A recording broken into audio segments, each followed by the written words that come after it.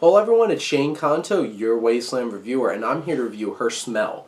And this is written and directed by Alex Ross Perry, starring Elizabeth Moss as this punk rocker whose life is spiraling, which, in general, you've probably seen films like this before.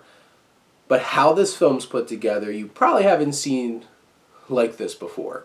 It's interesting because this film has a structure kind of similar to the like that Steve Jobs movie that came out with Michael Fassbender, where it's like it cherry picks very specific moments in a Steve Jobs life to hone in on, and like you deal with the dramas of those three things. This film's really told over like for a 2 hour and 15 minute film, very specific points in this woman's career, played by Elizabeth Moss, who really owns this. She carries this movie. She's fantastic in it. And you feel her emotion, you feel her roller coaster, and it's like she really draws you in this film.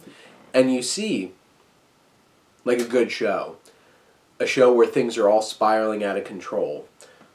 Moment where she's trying to get back on track, and all these different kinds of things. And this film's told over those couple moments in her life, and it's really powerful. You get to see enough of how she interacts with the important people in her life, her band, her former husband, her daughter, her mother, all these different people, and there's a lot of strong performances around this. The thing is, the film, like its main character, gets a little erratic and a little messy, honestly, at points where it's like that storytelling device gets a little shaky.